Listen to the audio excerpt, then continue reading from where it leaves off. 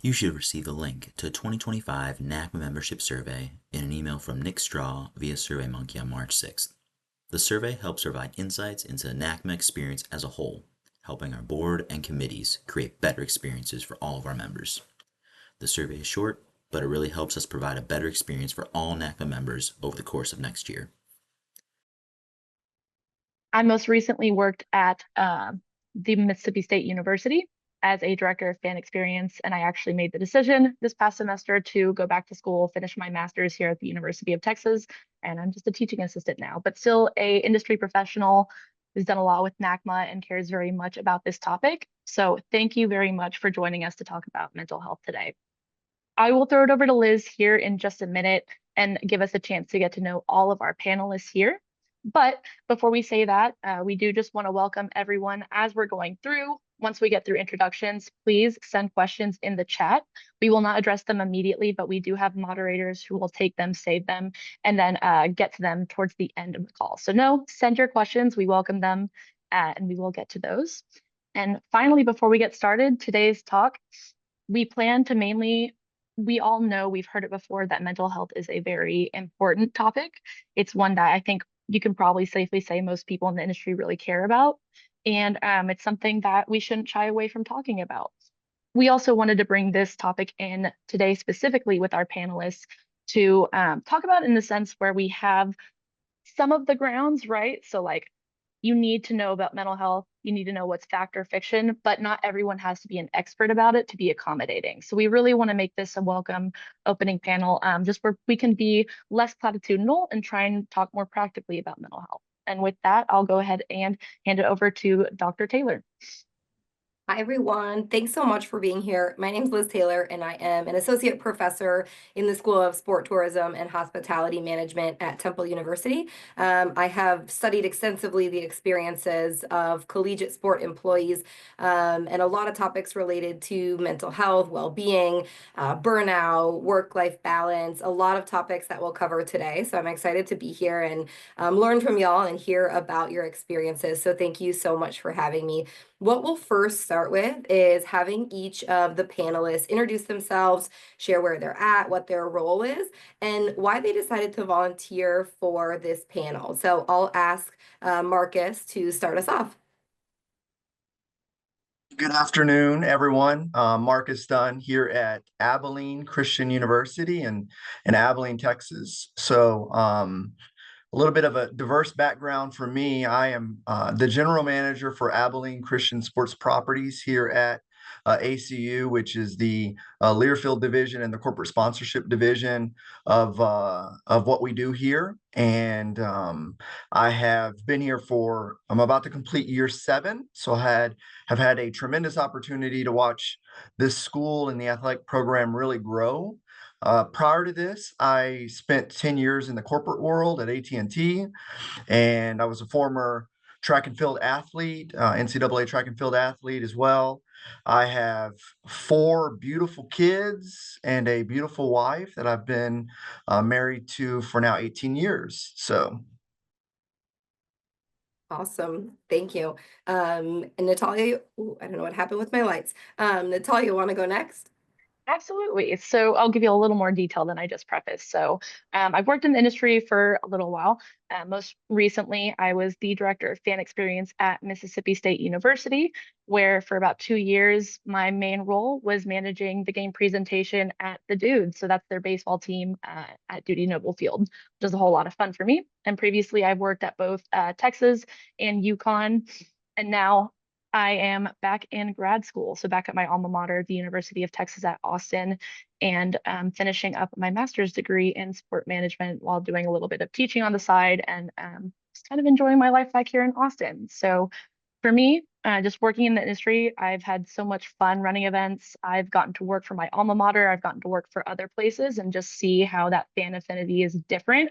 I've also experienced mental health and how very, very good people can try and help and have the best intentions, but obviously intentions don't always translate to, you feeling fully at your best, and that's okay.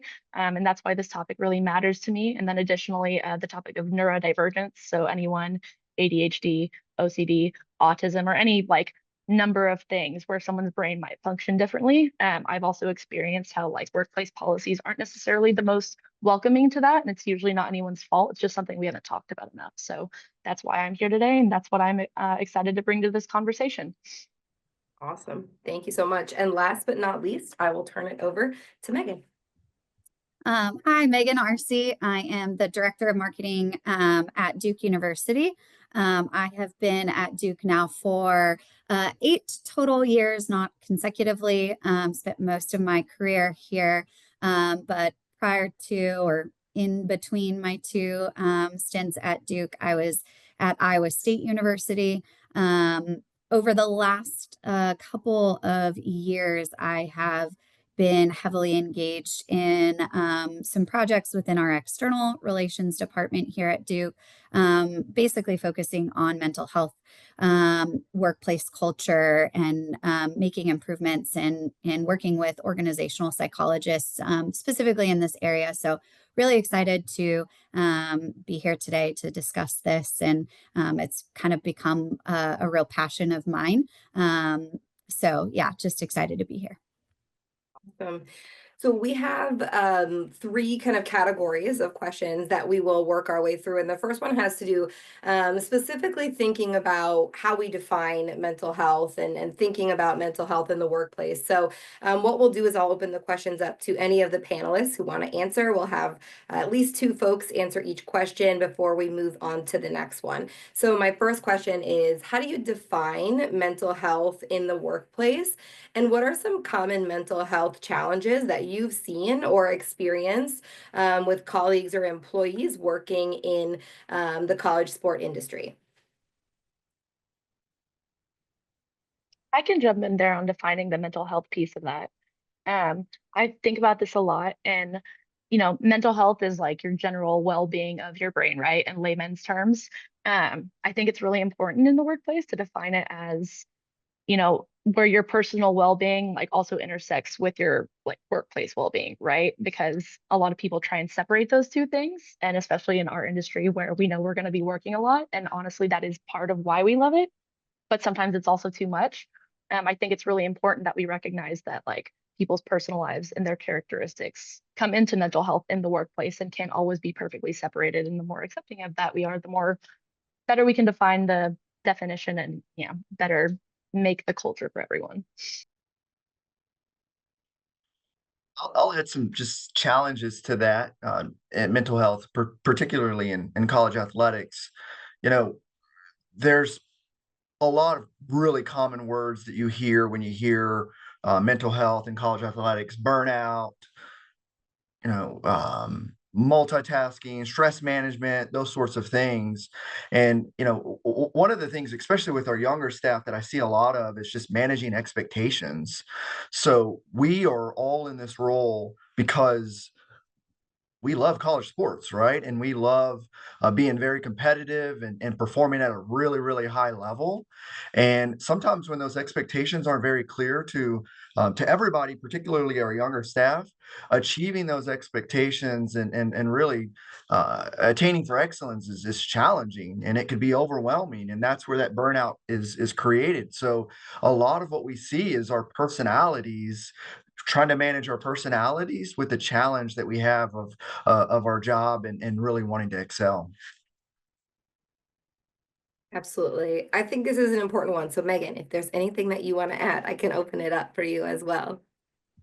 Yeah, I mean, I would echo them. Actually, the National Institute of Health has reported that we as employed US adults actually spend half of our waking hours of our life doing work related activities or doing work itself. So that could be answering emails when you're at home on the couch or thinking about your to do list for the next day. So we do spend as employed individuals so much of our time focused on our work that there is no way that the feedback loop does not sort of circulate around that. And I think it's really, we're at a pivotal time to sit back and create and establish really healthy work-life balances, because it can only help to increase productivity in employees. And I think it's sometimes really difficult when you're in a non-traditional work day where we're not working a 9 to 5 like other industries are, where the crossover with what typically would be time with family or friends or focused on extracurricular activities maybe isn't as easily accessible for us when you do have a non-traditional working hours. Absolutely. So my next question, and you've all kind of touched on this a little bit, I think maybe without saying workplace culture, you've all talked a little bit about workplace culture. So how does workplace culture impact mental health? And this can be in a positive way or in a negative way. Been on this one. One of the things I think that is extremely important with culture is that, first off, that it's organic and it's not manufactured. It's something that we hear the word culture a whole lot in our industry, whether it's sporting teams or teams within our administration. But culture is the actions that occur within the organizations. And I think from a mental health standpoint, it is very important to have a culture where people can express their feelings. And when they're able to comfortably express their feelings and go to their leaders or others when there's challenges, it makes solving problems and addressing mental health issues down the road so much easier.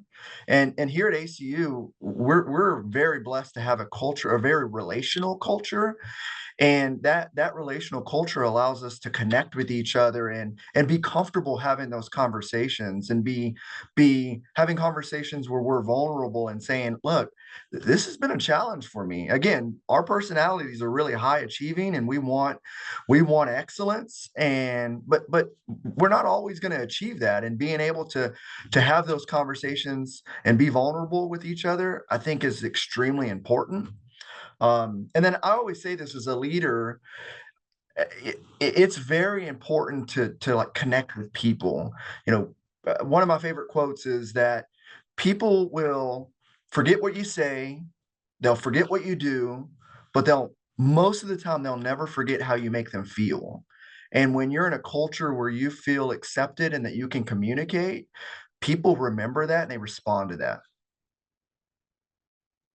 Absolutely. I can piggyback off of that too.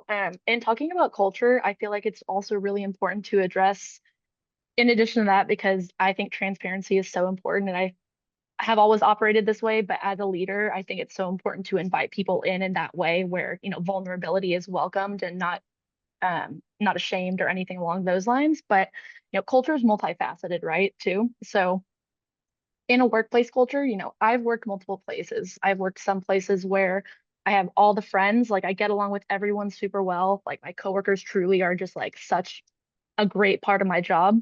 But then there are other aspects of the culture, right, where you're just working and working and working and you're putting in hours that are so high up there with like very little benefits. And I'm being intentionally vague in this specific instance, but where like there's almost this like, okay, the culture feels half great and then it feels half like not so great. I've also worked places where the culture on the social side was much less intentional, and but like the aspects of my job were a lot better for me from a mental health standpoint. So I think it's important for leaders to recognize that the more intentional you are up front, even if it's something as simple as like, hey, I just hired you, whether you're my full-time direct report or you're a student worker, here's what I expect.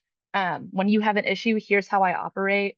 Anything you can state explicitly, and then any social interactions from the start, especially with a new group of staff that you can state explicitly.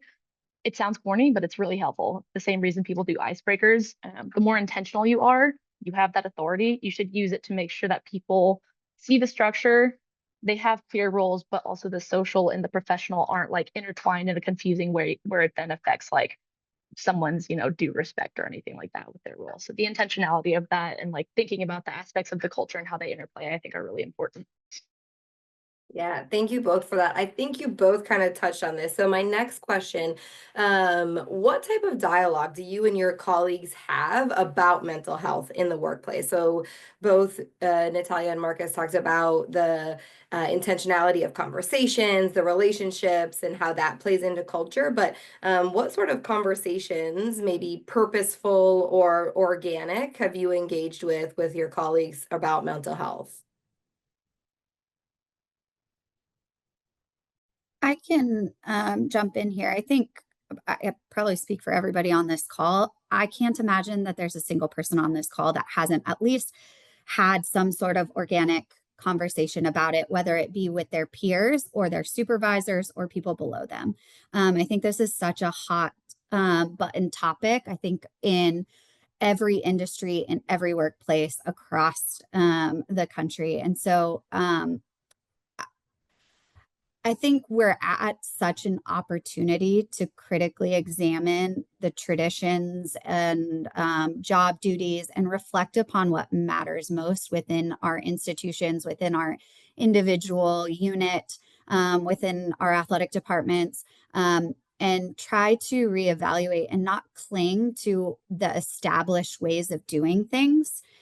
When it potentially is pushing people to the limit and putting them at risk for mental health um, issues. And I think what uh, we can do as leaders and supervisors is engage our employees, because what works for me to maintain a healthy work life balance, to feel like I have good mental well being within the workplace, is not necessarily what is going to work for every individual. And so, yes, we need to create things on an institutional level, but we should be having individualized conversations with each of our employees, whether that be at evaluation time at the end of the year or mid year, or, I mean, in reality, we should be having the conversations far more often than that, because every phase of life, every season is going to be very different. And what works today is not necessarily what's going to work tomorrow. And so I think when you couple the institutional practices with individualized practices and plans, that is where you're going to get the most benefit for employees and productivity and ultimately the creating the best workplace culture. I'll add, Megan, that was fantastic, and you did a really good job of articulating that it can be complex, but it's not as well too. And I oftentimes we in this very fast-paced environment that we're in, it's sometimes we forget that we're dealing with people, and people have lives, and people have things that are going on in their lives, and we are just running at a pace in which we're not stopping, and we're informally asking them questions about their lives and treating them as people. And my approach is just that. It's treating them as people and getting to know them. And then I think what's important is that when you get to know people, you know when there's a potential issue that you can curb. I like to think of it as, you know, your physician likes for you to come for your annual checkup, and much rather you come annually when there's no issue than you end up in the emergency room or the ICU when things could have been avoided. And those things are avoided when you're visiting with your physician annually. And it's informal, and usually there's nothing wrong. But as leaders and as people within our, not even leaders, as you can look around at your coworker and just have conversations. And when you get to know them really well, you realize, okay, something may be wrong here, and have that conversation. So it's not anyone can do it. Anyone can handle or have these conversations around mental health. You don't have to have a degree to do it. You don't have to be in a leadership position to do it. You just have to love and treat people with respect. Yeah, that was really great. I love, Megan, what you said about recognizing that what works for you might not work for other people, because everyone has such unique experiences and everyone has such unique situations. If you have kids, if you don't have kids, maybe you have care for elderly parents, or you don't have anyone, kids or that care, but you want to ride your Peloton or watch Netflix, right? I think it doesn't matter what you're doing outside of work. If we want to take that time, we should get to take that time. So I thought that was really great. And I think maybe leads in nice to our next set of questions is about policies and structures. So what sorts of policies or structures have you seen that directly support positive mental health and or work-life integration? So maybe with this one, we can let everyone share great policies that they've seen in the different institutions where they've worked that really work to support mental health and or work-life integration. Yeah, I can jump in first. So, I've been fortunate at each place that I've worked at that I always had, my bosses all, I would say, varied a lot, but the one thing that they have in common, or they had in common, was that they were all like, hey, when we have the time, like, let's use our time off, let's use our PTO, our comp time, whatever it is. So I do think it's really important. I'm going to get to a slightly bigger point here, but I do think it's really important from a leadership standpoint to make sure that you are encouraging people to use that time. You're making sure that they use it, even if it's like, okay, it's someone's personal time. Like if they haven't actually used it, it's not on me. Like sometimes it's actually better to be a little bit heavy-handed, if you will, to make sure that people who maybe haven't formed those habits of checking on themselves yet are taking the opportunity. And then I would say, like, I don't want to necessarily praise the comp time piece because I'm not an expert here, but I know sometimes like certain universities award comp time to employees, and it's usually it has to do with salary level, maybe not being at a certain place. So like there are different implications there. However, like specifically when I worked at Texas, even though I was very, very busy most of the time during the summers, it was like I've accrued a ridiculous amount of comp time that I could never possibly use all of it. I took almost every like Monday and Friday off, or I would work part of the day, and my boss was totally cool with it. And like summers specifically, that was one of the best things for my brain from a neurodivergent standpoint to keep a routine, but also have flexibility to really like decompress, not just be stuck in an office all the time. So I would say like using your structural things and then seeing where you can be flexible, because like there's so many times when we're very rigid in the workplace, and it's really like there's no point to be rigid with how you view things or how you let people use their time. So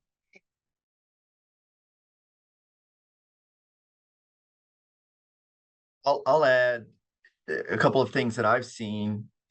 First off, right, we're working games and we're at games and our weekends and weeknights are booked.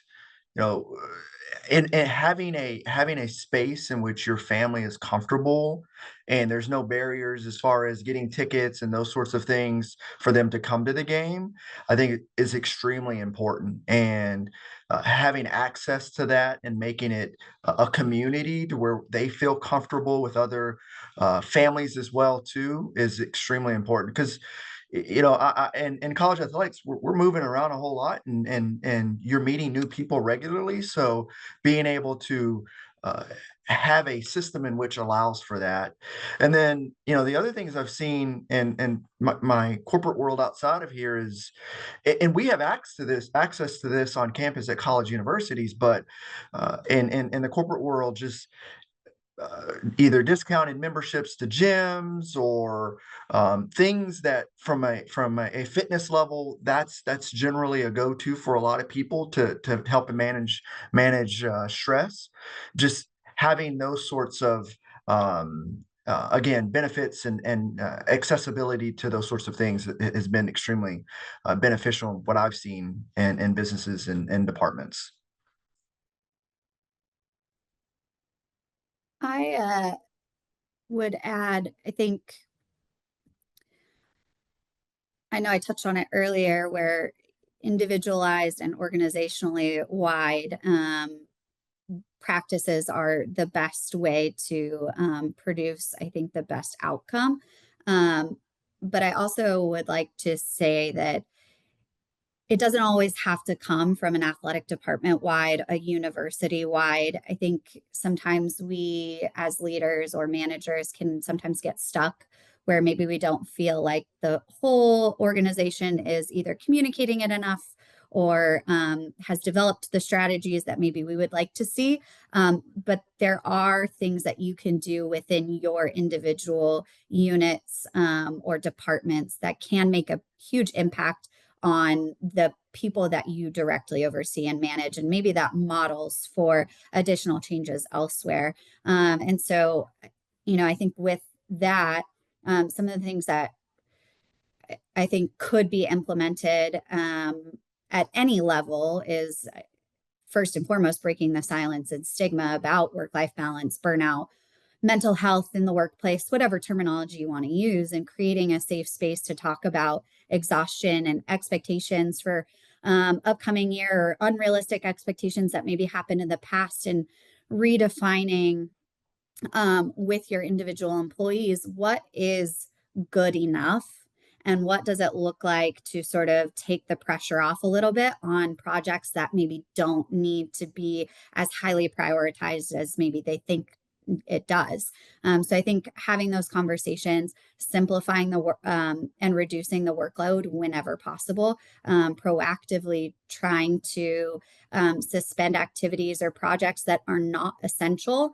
And if you're going to add something to somebody's plate, your first question as a leader or manager should be, what am I then in turn going to take off? Because I think so often it's just, here, we need somebody to fill in here. Oh, we need this. Oh, we need that, without thinking about the ramifications that we're piling on top of everything that these people are already doing. So let's take a step back, and what things are either non-essential or can be delegated to a student worker or an intern or another employee, again, to just help across the lines of reducing the workload or redistributing the workload, I guess. And I think Marcus brought up a really important thing of like providing stress management interventions, whether that's gym memberships, mindfulness training, whatever it might be. I think another simple thing could be involving your employees in the decision making on how they craft their work and spend their time. I was on Zoom that I found really intriguing, but there was a reference to a study where 43% of people, of employees that experience burnout, were less likely to do so when they got to decide how and when they completed their work. So I think that just goes to show that involving them in the conversation is so important, because they know how best they can help manage their time. And I think ultimately embracing flexibility and giving people permission to take breaks and step away when they need to.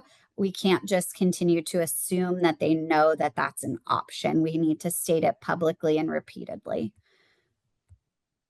Can I add just a couple of things to that? Yeah. Megan brought up a couple of really good points that I've seen in my professional career, especially moving into athletics. Again, personalities, right? We want to work hard, and it seems like that there is this medal of honor that you receive the more that you work. And it's like, you talk to people and it's like, well, I worked this long, and you almost, people kind of start bragging about it, which it's not a bragging point, right? And I say this, and I say it lightly, but I'm also being serious. I don't want to work harder. I want to work smarter. And Megan brought this up too. If you're adding something to someone's plate, what can you take off? Like, not everybody's raising their hand just to go 500%.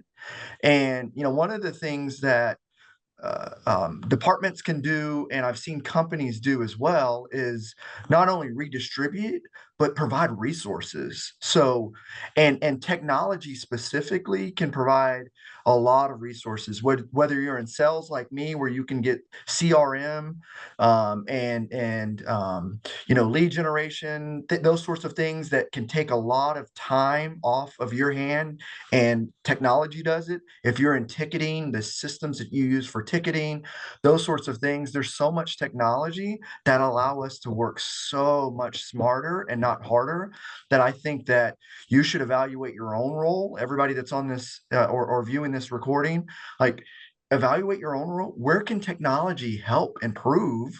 There may be a cost to it. However, in the long run, you're going to work so much smarter. And then if I can just like bookend with one quick thing about neurodivergence specifically that I think would be helpful for people to know is that neurodivergent people, specifically people with ADHD and autism, actually like experience burnout specifically at a rate much higher than regular people. And a lot of people hear that and say, but I know how I felt and it's felt so intense. And it's to say we all experience burnout very intensely. Now think about the worst you've ever had and then put it towards an ADHD or autistic person, and they've probably experienced that tenfold. It's just the way that our brains work. So a good thing to keep in mind as a manager or as even a person just working alongside your coworkers. I love that point of if you're adding something, you should thinking about, okay, should I take something off? Is that a lot of neurodivergent people have learned are probably in this industry because it's their special interest. It's something that their brain really latches onto in a way that's different than other people's. They end up excelling at their job. And so a lot of bosses with very good intentions give responsibility and give responsibility and give responsibility, and it seems like a good thing, but then they don't take it off. And so then that burnout just goes and goes and goes. Scale that back to someone who's not neurodivergent, you're still going to have a similar issue. So I'm thinking about those little things because if you have a direct report like me, I'm going to let you know like what my issues are or like what's going on up here. But some people don't do that because it's very stigmatized. So it's just good to keep in mind that sometimes you can put those policies in place without necessarily having to hear that directly called for from someone. Yeah, thank you. This was all really, really great. I want to piggyback off something that Megan was talking about in her response. And I think for a long, long time, the sport industry in general, not just college sport, was, very work from the office. You're there not just 9 to 5, right? You're there on game days, 6 a.m. until midnight. Sometimes you're working weekends, right? There's a lot of travel involved. And when the COVID-19 pandemic hit, I think the industry had to shift in a way that they were not prepared for. And what I feel like has happened is that a lot of people they've shifted back. Everything is 5 days a week. You have to be in person, not a lot of time for alternative work modes. But can any of you speak to how flexible work hours, remote work options, hybrid work influences mental health and or work-life balance? So maybe, I know Natalia, you spoke about taking vacations in the summer. Obviously, with the kind of the cyclical nature of the sport seasons, there might be times of the year that are easier to do those things. But from your experience, kind of what is the opportunity to your point, Megan, create your work hours and work experiences so that you can be the most productive and have the best mental health? I know, like, from my personal points of view, this question is where I think about, like, okay, kind of referencing earlier, like how I had one job where I had wonderful flexibility. Like, they wanted to give me that flexibility, but my job role itself, it's almost like I could never actually take time off without quite literally having to look at my phone. Like, if I didn't do at least a few things on my computer, it would pile up so much that it would make my life harder when I came back. So like I could never fully unplug. And then I've had a job where like my role was very specific, but I didn't necessarily have the open communication or understanding of neurodivergence, or just like I defer to you, nature, to go there. So I would say like it's really important to think about, okay, how am I structuring my department? How am I designing this person's role? And how am I making sure that like I can be intentional on that front? And then how am I also like coming here and not just saying I'm going to facilitate conversations, but how can I take a step back and realize that like, okay, if I have an initial response to like someone wanting to take this time differently, maybe come in a little bit later, which also a lot of neurodivergent people experience. Their internal clock is very different. They are much more night oriented, or at least later in the day. So like mornings are very, very hard. And it's not something that can necessarily be trained into you. So like if someone's coming to me, I've designed their role a specific way. I think it sets them up to at least not be too overwhelmed. And then they're coming to me with a stressor. How can I actually take a step back and be like, hold on, let me listen to what they're saying. Is it something I need to react to, or is it something I can like, does it actually affect our work, our job in the long run in a bad way if I say yes to this? Probably not. So I'd say just being open, but still having that intentionality on the other side of it. I'll add, and this is an example from yesterday. I've got my wife and I have four little ones, all under the age of 8 years old. So if you can imagine the amount of germs that are being spread in daycare and the amount of sick kids we have, and kids having to come home and picking them up. But yesterday we had some childcare conflicts, and because of the culture and the environment that we have here, there was no second thought on whether or not I could bring my daughter in her carrier to the office and pick up my laptop, we'll get some work done, answer questions without feeling judged. That's not the case everywhere, and I've been in situations where that is not the case. But if and not only that, she's loved on by everybody. Everybody's talking to Eden, and they want to see her, and they know all about her, and that type of inclusivity is extremely important, and it takes so much stressor off. My wife is in a career that it's very demanding. It's her job is a lot less flexible. So when there are things with the kids that come up, I have to take on those responsibilities a lot of the times. And I'm just so fortunate that is the case and that I can do that here at ACU. The second part, from a leadership standpoint, trust is so important. And I've had this conversation before, whether it's with my direct reports or other leaders. When you're hiring someone, you're hiring them because you trust that they can do that job, right? And if at any point that you feel like if you're not around and they can't do it, then either you have not led them correctly to be able to accomplish those tasks, to be able to have a flexible work schedule, or they're not capable of doing that job. So I think it's just really important that that sort of emotion and that sort of give back that you give to the employee, where you trust them, they're going to work so much harder for you. But like, reevaluate your staff, and if you feel like you need them in the office nonstop and they've got to work the way that you want them to work, you may have not have hired the right person, or as a leader, you need to really reflect on your leadership style. I would also add, I think athletic departments are in a difficult position in that not every job within the athletic department has the ability to do hybrid work. Our athletic trainers, everything that they do is so focused on our student athletes. So they have to be there at different hours than even we have to be there. So I think that sometimes the reason that policies are not created or enacted on a blanket level is because they don't apply to every position within the athletic department. So I think this is an area where it's good to have conversations with HR departments, with your athletic directors, with your direct senior staff supervisors, whoever you feel needs to be a part of that conversation, to create strategies to again enhance the experience of the people who do have the ability, and then find ways to maybe work within those departments that don't traditionally have the ability. Maybe they can't do remote work as often, but maybe that means that they get additional benefits in the summer. So I do think that there is ways of creatively thinking outside the box to develop either remote work, hybrid options, flexibility for taking kids to doctor's appointments or school activities or whatever. I think that there are a lot of ways in which, if we are creative and have open dialogue and conversations, and really enforce with employees that it doesn't have to be the exact same in order for it to still be equitable for every employee and at every level.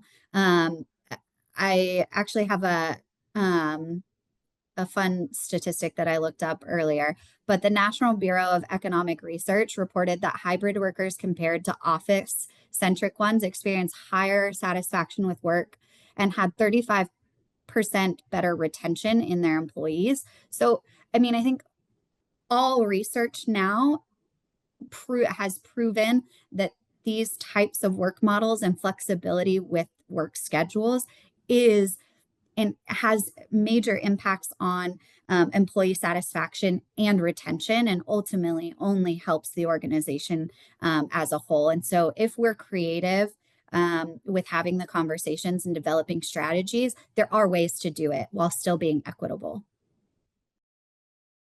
I love that you're sharing research, Megan. That gets my like nerd brain really excited. And I can share some sport specific research as well. So there is research that was conducted on college sport employees that showed that during the COVID-19 pandemic, while we were on mandated work from home orders, that employees were seeing more positive work, family, and family work spillover because they were able to kind of to your point, Marcus, engage with their family while they were also working. It wasn't in the workplace, right? They weren't physically bringing their family to the workplace, which is something that I think is also fun.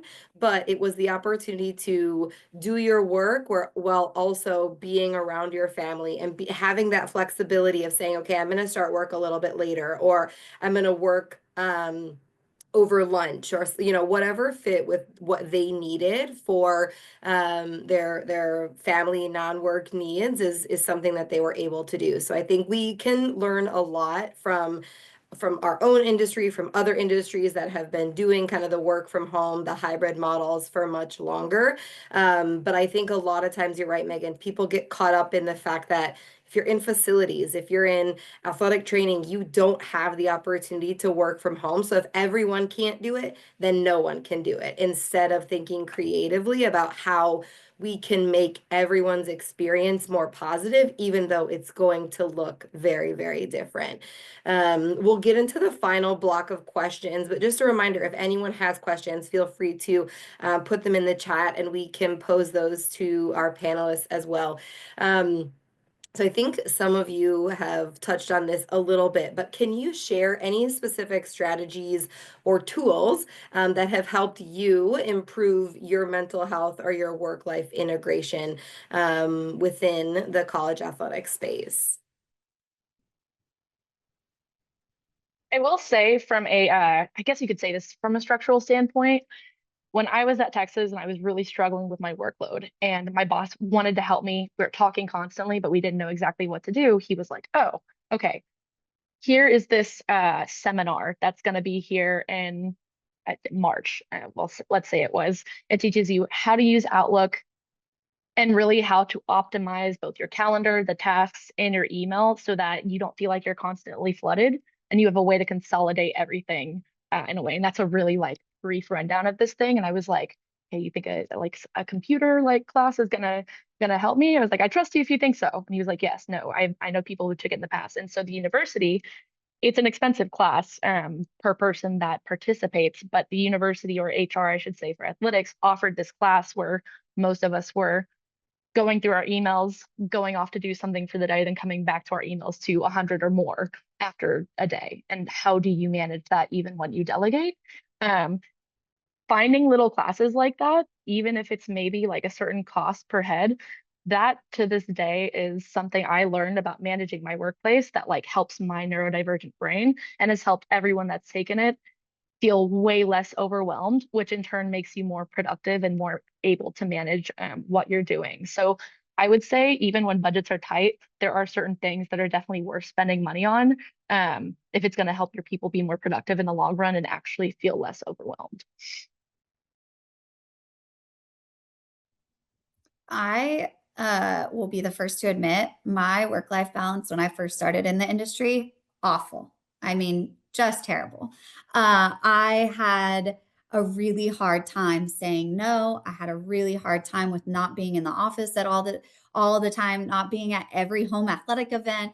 Those are things that I really struggled with. And I think over the years, I have gotten so much better at managing that for myself, but then also modeling it for the people that work with me directly, and showing them by example. I think is obviously we know that the best way to teach somebody is to show them how to do it. And so I think as leaders, it is sort of our burden and our responsibility to ensure that you're modeling the type of work-life balance that you want your employees to feel like they have. So beyond just communicating it and stating it as a policy, we actually have to show it. And so that's one thing that I do consistently. And I make sure to also remind my employees, like, hey, you were here. You were at the game really late last night. If work permits and you don't have meetings, please make sure you sleep in the morning and come in a little bit later. Or take a day, later this week that you can do a half day, or, constantly being involved in that conversation. I also was at NACMA maybe 2 years ago now, where I was actually in a session. We were talking about strategies and things that people do. Don't remember the school. I apologize if I butcher it, but they were talking about in the summers, they had like summer hours essentially. And so they created a policy that after 4 p.m., like technically that's when instead of people feeling like they had to stay there until 5, I believe it was 4 p.m. And every senior staff member, every manager and supervisor was required to close their laptops and leave at 4 o'clock, so that the people below them did not feel pressured to stay. Because what inevitably happens is, yeah, sure, we say you can go home at 4 p.m. But if you see your boss there and you're trying to make a good impression, it's a whole lot harder for somebody who's just starting out in the industry to leave. So again, we have to model that behavior. And I know it was a smaller school that did it. And I still to this day have been like, that is one of the best policies that I've heard of. And they just did it for the summer. And because realistically, that's not possible during the work or during the school year. But I thought it was a really good strategy. And again, something that you can discuss with your athletic directors, your HR representatives on how to do that. Duke this past summer instituted a no meeting Fridays. So you are not allowed on any level to schedule any meetings on Fridays. Again, just to allow people to feel like they're getting to catch up. Or if they're going on vacation, they don't feel like they've fallen completely behind by Monday. And so I think that, again, very simple strategy and only done during the summer, but an easy one to implement, and would recommend people have conversations like that. And I'll add a real world example to that.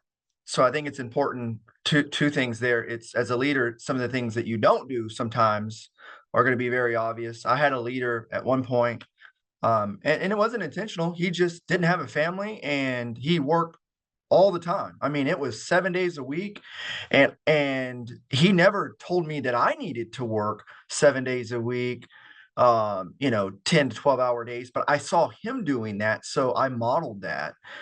And it was a challenge. I challenged to keep up with that because my lifestyle was different.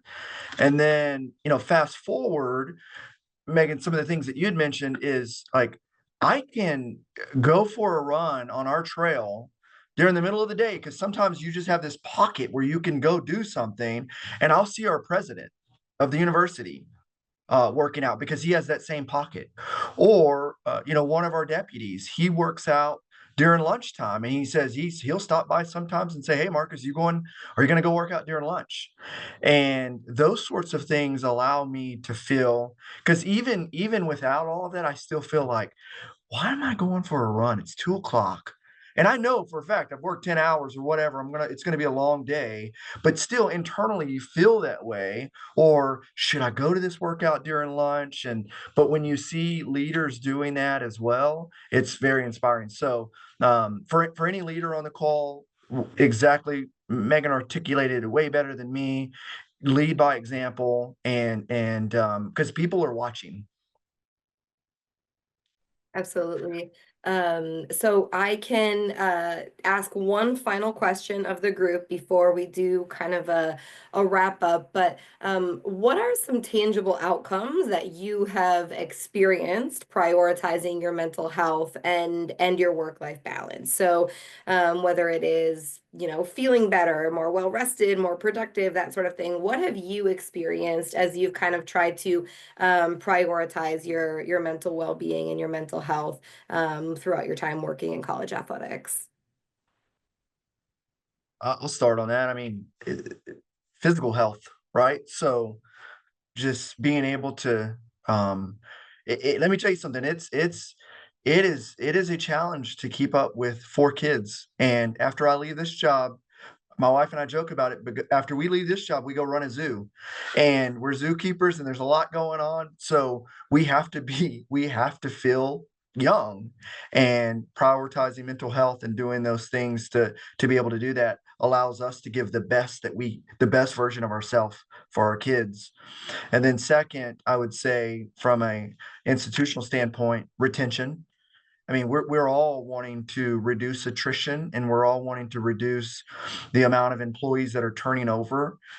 That by itself is just extremely important. I feel like, and then in addition to that, personally, where I've had the best outcomes in terms of my comfort with going to my boss with about these things, and really like being proactive about finding a solution, because just being realistic at every single place I've worked, I've not had even close to perfect mental health, and it wasn't any one person's fault. But the areas or the places I've been where I felt the most comfortable trying to reach those solutions, past the things that just ultimately are larger conversations about administration, is seeing the leaders who have the ability not only to facilitate those conversations, but to really take a step back and remember that you don't know everything about someone. And especially if they are coming to you with something, someone else, like that person, knows themselves best. So the more that we can remember, like whether I am an expert on mental health or whether I know anything about ADHD or I don't, if this person is coming to me and telling me that this is my experience, you can trust them on that. In the same way that Marcus was referencing earlier, you can trust someone to do their job if you've hired them for that. You can trust someone to come to you about their personal experience and cater to that. And that's a good thing, not a weakness on the leader's part. It's a very good thing to have that flexibility. So past just opening up those conversations, the people who really understand that, okay, even if I haven't heard this approach before, if my employee is coming to me with it, there's probably a reason. I think those have been the situations where I felt the most supported from a mental health standpoint. I would say, like, on a personal level, I think my relationships with my colleagues, my family, my friends, have thrived in a way that it could not have been if I was not prioritizing my work-life balance, my mental health. And so I think ultimately we as human beings are social creatures. And so if we can be put in a position to have a workplace culture that really fosters and encourages our mental health, it's only going to create better mental health within every facet of our lives.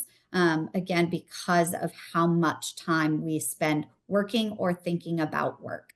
It is a complete feedback loop. And so if you're off in one area, you're going to be off in other areas. And so we really do need to ensure that we're focusing on that for ourselves, even if it's difficult and maybe we're not seeing the policies that we would like to in our workplaces.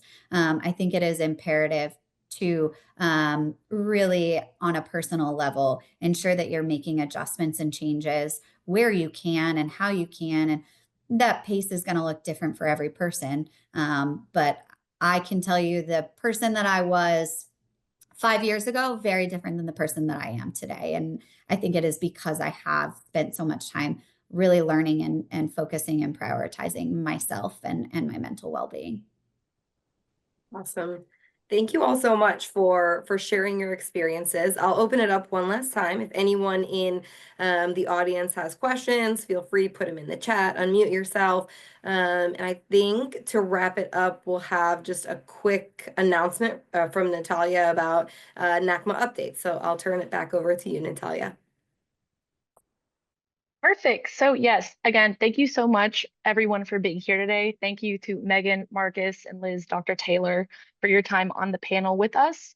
And then special shout out. So I'm on the NACMA Personal and Professional Development Committee. Myself and Quentin Taylor, who was also on this call, put in a lot of time, Quentin especially, seeking out some of these panelists.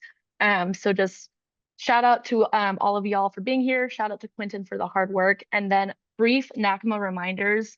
Is registration for convention is still open. convention is June 8th through 11th. So please, if you haven't already and you have the ability to attend, go ahead and register. It is not too late. Past that, that is all we have for y'all today. So thank you very much for your time, and I hope everyone has a great rest of their day. Thanks again.